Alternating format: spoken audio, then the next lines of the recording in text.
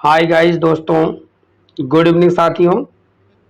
मैं रोहित, आप मेरा target with Rohit YouTube channel. अगर आप लोग इस चैनल पर पहली बार विजिट कर रहे हैं साथी, तो आप लोग सब्सक्राइब और बेल आइकन दबाना बिल्कुल ना भूलें।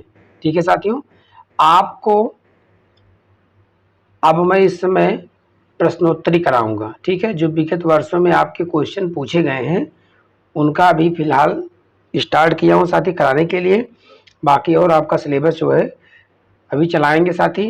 थोड़ा सा इलाहाबाद में बाढ़ इस समय बहुत चरम सीमा पे है और अस्त व्यस्त हो गया है सब कुछ, इसलिए जो है सर आप लोगों को सभी सब्जेक्ट की क्लासेस आपको प्रोवाइड होंगी, देंगे। लेकिन बस इतना है भाइयों आप लोग से कि अभी प्रश्नोत्तरी मैं करवा दे रहा हूँ, प्रश्नोत्तरी करवाने के बाद भी आपको करवाऊंगा। ठीक है साथी, चलते हैं। आपके यह जो है सेकेंड ईयर और तृतीय सेमेस्टर 2016 का पूछा गया क्वेश्चन है साथी। इम्पॉर्टेंट क्वेश्चन है, आप लोग देखिएगा, मैं बताने चल रहा हूँ। ठीक है, यह उत्तर प्रदेश बीटीसी परीक्षा प्रश्न पत्र द्वितीय वर्ष मतलब सेकेंड ईयर और तृतीय सेमेस्टर थर्ड सेमेस्टर 2016 में विषय आपका क्या है साथी? हिंदी है। ठीक है, इस हिंदी विषय का मैं अब कराने चल रहा हूँ। बात समझ में आ गई होगी। तो ठीक है साथी, मैं चलता हूँ आज के पहले क्वेश्चन पर, ध्यान से देखिएगा। बहुविकल्पी क्वेश्चन जो है साथी उसके बारे में पहले आप देखिए। कबीर के सूफी गुरु कौन थे? पूछा है क्वेश्चन, कबीर के सूफी गुरु कौन थे? तो कबीर के सूफी गुरु कौन थे साथी? शेख तकी थे। क्या थे? शेख तकी थे। इसमें 4 ऑप्शन दिया है, तो इसमें इनका शेख तकी का यह ऑप्शन सही होगा साथी। ठीक है, इसमें व्याख्या दिया गया है, इसमें इसकी व्याख्या दिया गया है। कबीर के सूफी गुरु शेख तकी थे।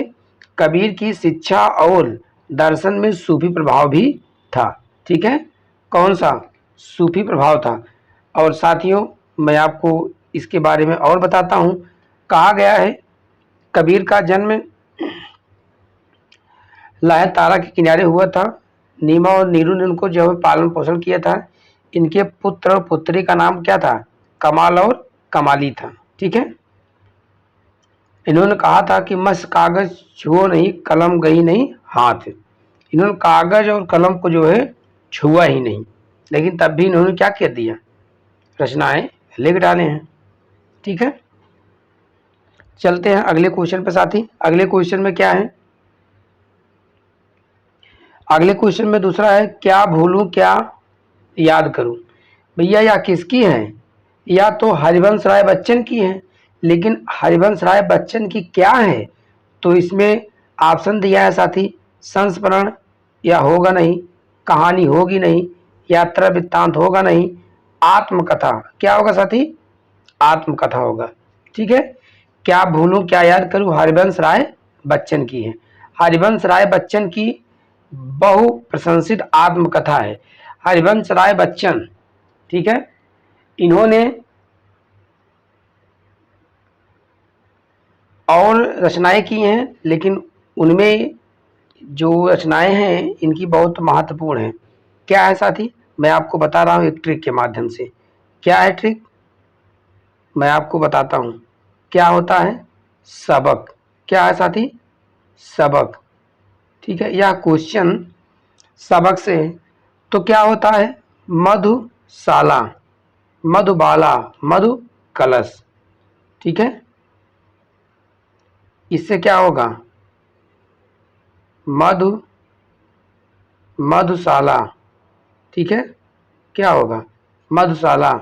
इससे क्या होगा? मधुबाला।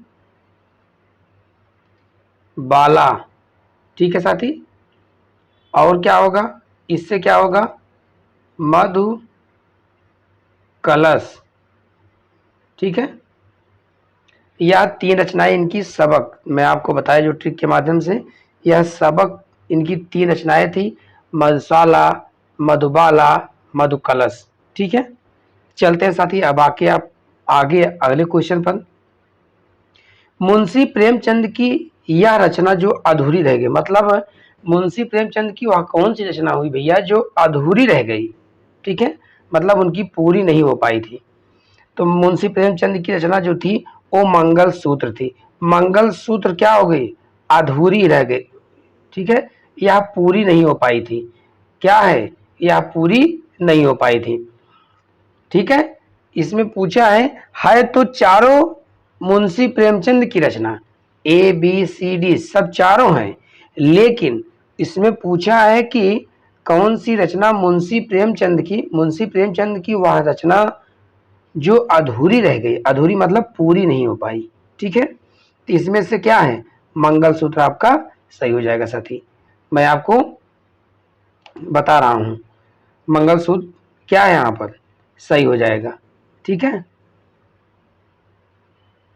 बात समझ में आ रही होगी। चलते हैं साथी, अब आगे आपके अगले क्वेश्चन पर चलते हैं, ठीक है। इसमें पूछा है घड़ी साज शब्द है, क्या है, घड़ी साज शब्द है। तो देखिए घड़ी साज शब्द के बारे में बताता हूं। घड़ी साज शब्द है तो देखिए संकर शब्द, कैसा शब्द है साथी, यह संकर शब्द है। देशज तो होगा नहीं, ठीक है, देशज देशज होगा नहीं साथी, ठीक है, देशज नहीं होगा, बिकारी भी नहीं होगा। यह कैसा शब्द है, तो संकर शब्द है। कैसा शब्द है, संकर शब्द है। बात समझ में आ गई होगी। संकर शब्द है साथी, तो देखिए संकर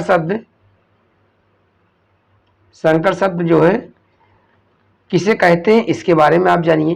कहने का मतलब है संकर शब्द जो दो शब्दों को जोड़े, क्या करें, जोड़कर लिखा जाए, ठीक है, उनको क्या कहते हैं, संकर शब्द। अब आपको किताबी भाषा में दो भिन्न भिन्न भाषाओं के मेल से बने शब्द क्या कहलाते हैं, संकर शब्द कहलाते हैं। कहने का मतलब दो अलग अलग शब्द के हों, जैसे कोई हिंदी का हो कोई फारसी का हो, ठीक है, कोई अंग्रेजी का हो कोई हिंदी का हो, इस प्रकार से लिखा गया शब्द क्या होगा, संकर शब्द होगा, ठीक है,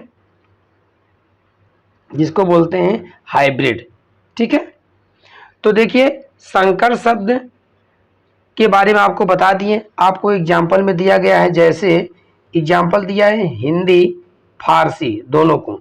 तो भैया घड़ी साज क्या है, हिंदी फारसी।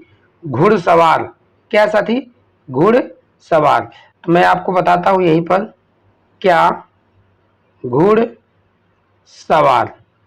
देखिए यह घुड़सवार हमारा क्या होगा, इसको आप जब जोड़ेंगे तो घुड़धन सवार, ठीक है, घुड़ भी एक शब्द है और एक सवार भी शब्द है, ठीक है, इन दोनों को जोड़ेंगे तो हमको क्या प्राप्त होगा, क्या प्राप्त होगा साथी, यह घुड़सवार शब्द प्राप्त हो जाएगा। बात समझ में आई होगी।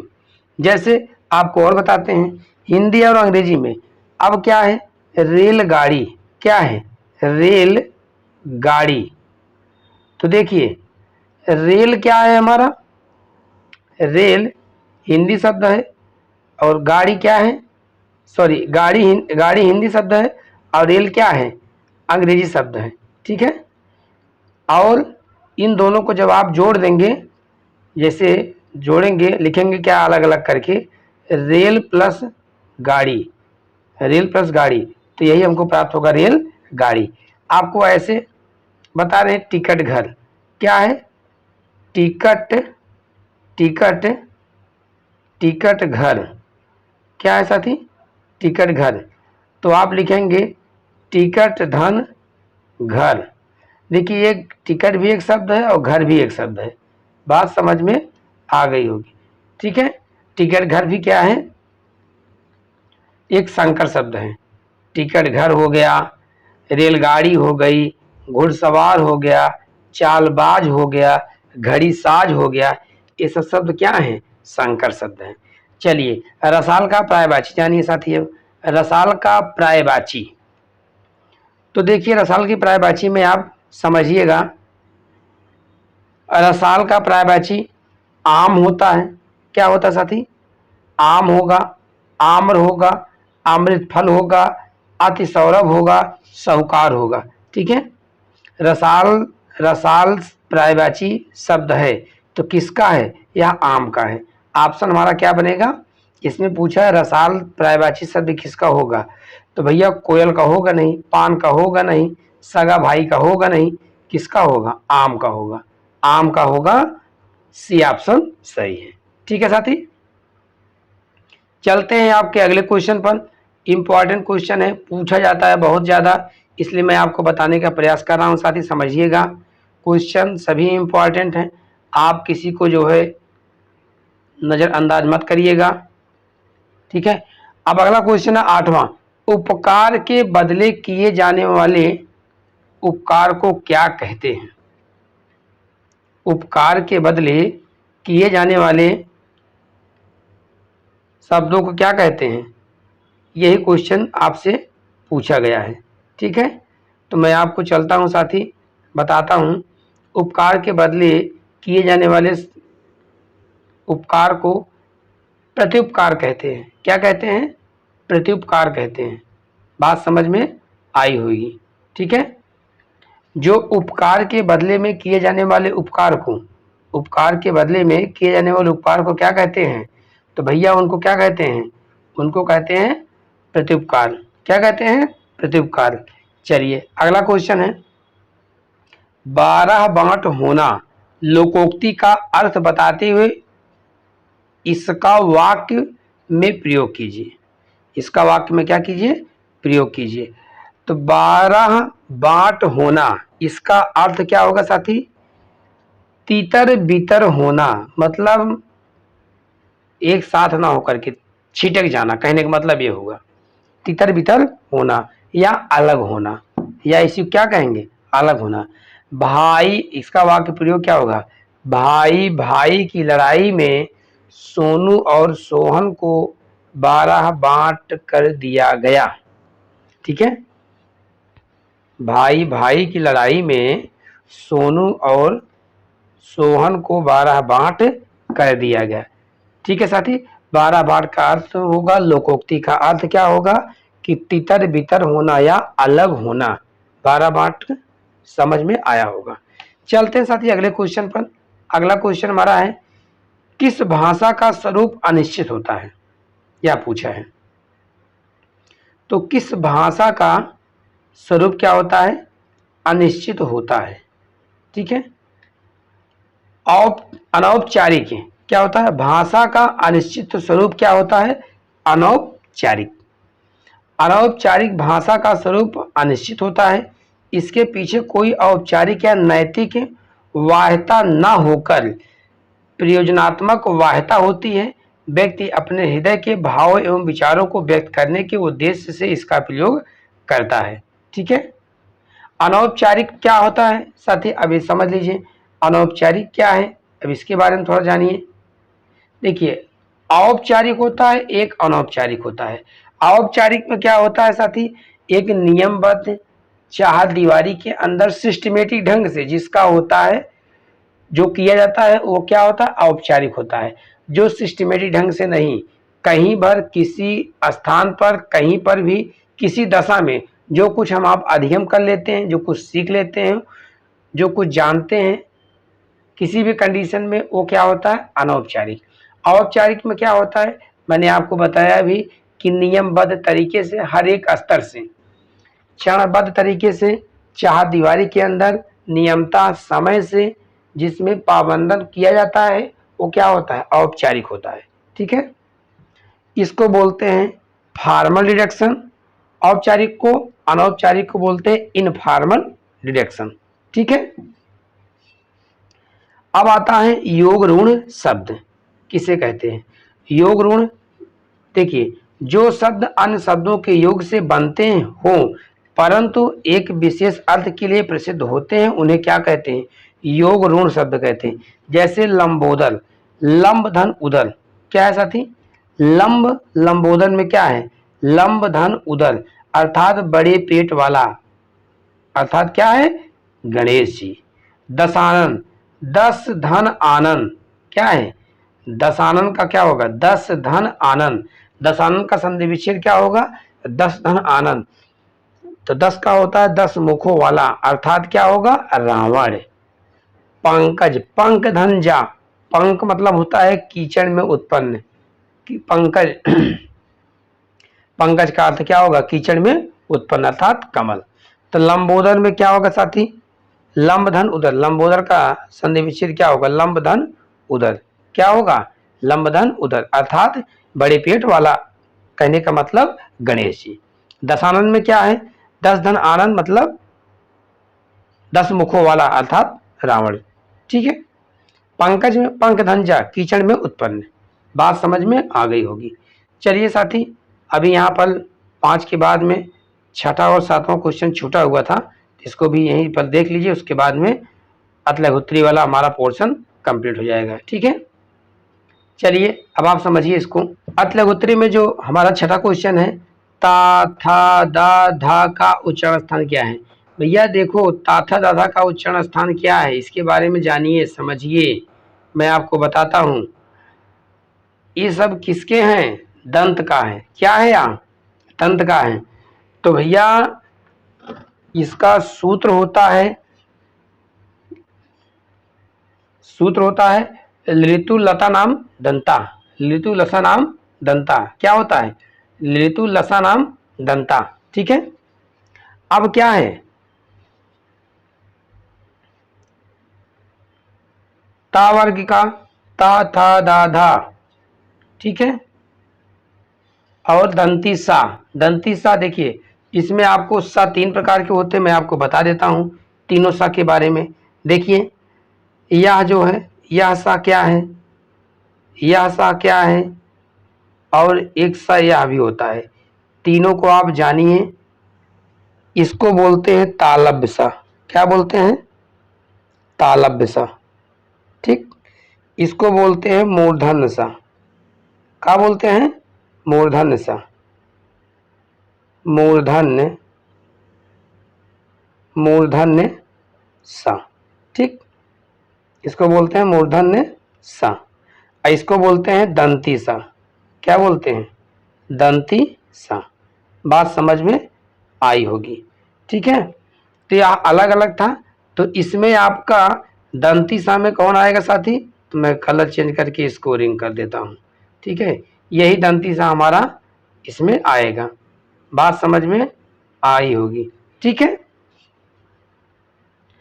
और ता वर्ग में यह 5 आएगा, क्या क्या आएगा, देखिए समझिए, ता था दा धा ना का उच्चारण स्थान क्या है, दंत है, ठीक है। अगला क्वेश्चन क्या है, आग और हाथी का तत्सम रूप लिखिए, क्या लिखिए, आग और हाथी का तत्सम रूप। तो भैया ये बताइए, इसमें पूछा है तत्सम रूप लिखने के लिए, तो तत्सम शब्द क्या है, तत्सम शब्द और तद्भव। अब जान लीजिए कि जो संस्कृत में लिखे जाते हैं उनको बोलते हैं क्या, तत्सम। जो संस्कृत के रूप में होते हैं वो क्या होते हैं, तत्सम होते हैं। और जो एकदम संस्कृत के रूप में नहीं होते हैं वो क्या होते हैं, तद्भव होते हैं। तो इसमें साथी क्या दिया गया है, क्वेश्चन पूछा है आग और हाथी का तत्सम रूप पूछा है, क्या पूछा है, तत्सम रूप। तो यहाँ पर होना चाहिए साथी क्या, तद्भव, तद्भव। ये सब क्या है, ये सब है, ये सब क्या है, तद्भव शब्द, ठीक है। ये सब क्या है, तद्भव शब्द। और इसमें यहाँ लिखा जाएगा क्या, तत्सम शब्द, ठीक है। तो आग का क्या होगा, आग कैसा शब्द है, तद्भव है, तो आग का तत्सम क्या होगा, अग्नि होगा। हाथी क्या है, तद्भव है, हाथी का तत्सम क्या होगा, गज, ठीक है। गजा माने होती है क्या, हाथी। हस्ती क्या होगा, हाथी का क्या होगा साथी, हस्ती होगा, हाथी का क्या होगा, हस्ती होगा। यह आपको फिर से एक बार मैं दिखा देता हूँ, देखिएगा साथी आप लोग। यह 2016 का हिंदी का पेपर है। मल्टीपल चॉइस क्वेश्चन बहुविकल्पी 5 क्वेश्चन आपके थे साथी। 5 क्वेश्चन में आपको मैं बता दिया, ठीक है। यह 5 क्वेश्चन 1 2 3 4 5, ठीक है। क्या है? 5। ये 5 हो गए। 5 के बाद में साथी क्या थे? फिर आपको हम यहाँ बताना शुरू कर दिए थे, कौन सा? 8 9 10 11। उसके बगल में इधर देखिए 2 क्वेश्चन छूटे हुए थे अति लघुत्तरी में ही। कौन सा छूटा था? तो आपका छठा और सातवां, ठीक है। आपको अब देख लीजिए 5 के बाद में मैं बता रहा हूँ 6 7। फिर इधर देखिए, चलते हैं आगे, आते हैं 8। क्या साथी? 8 9 10 11। उसके बाद में अब आपका आता है अति लघुत्तरी। क्या होता है? अति लघुत्तरी। तो आज की क्लास में साथी आपको लघुत्तरी नहीं बताया जाएगा, कल बताएंगे, क्योंकि काफ़ी लंबा हो जाएगा यह सेशन, ठीक है साथी। आपको एमसीक्यू का क्वेश्चन बता दिया गया है। एमसीक्यू का क्वेश्चन आपको बता दिया गया है 5, और आपको वेरी शॉर्ट वाला बता दिया था, ठीक है। वेरी शॉर्ट का, वेरी शॉर्ट मतलब अति लघुत्तरी। 2 टाइप के जो क्वेश्चन थे, 11 क्वेश्चन मैं आपको बताया हूँ। आपको अगली क्लास में बताएंगे साथी क्या? लघु उत्तरी, ठीक है। लघु उत्तरी में आपको आज थोड़ा सा दिखा देता हूँ कि लघु उत्तरी में देखिए मुहावरा से आप क्या समझते हैं, मुहावरे के बारे में बताया गया है। उसके बाद में अगले पेज में साथी क्या है? अनौपचारिक के बारे में, मात्रा के बारे में, इस तरीके से ऐसे ऐसे है, ठीक है साथी। तो बाकी ये आपके 18 क्वेश्चन आते हैं। कुल कितने क्वेश्चन आते हैं?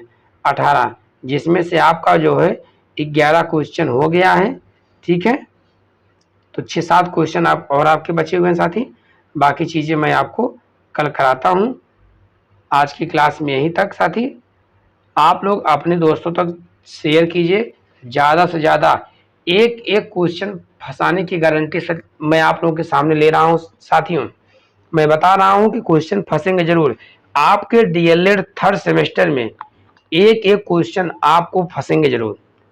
मैं आपको इसलिए बता रहा हूँ कि विगत 7-8 वर्षों का अनुभव है, इसलिए मैं आपसे ये चीज़ें बता रहा हूँ।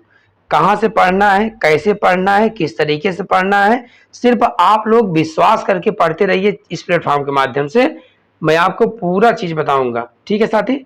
अभी आपकी जो भी सब्जेक्ट की क्लासेस चल रही हैं वो कंटिन्यू होंगी। थोड़ी सी आपको भी इसके पहले बताएं कि समस्या बाढ़ की आई है, ठीक है। तो आप लोग उसके लिए निश्चिंत रहिए। आप लोग को समय रहते पूरा सिलेबस कंप्लीट करा करके सभी विषय का, ठीक है साथी। आज की क्लास में यहीं तक। मैं यही कहूँगा कि आप लोग अपने दोस्तों तक ज़्यादा से ज़्यादा शेयर करने का प्रयास कीजिए, सभी भाई बहनों को जोड़ने का प्रयास कीजिए। All the best. बहुत बहुत धन्यवाद। वंदे मातरम। जय हिंद, जय भारत।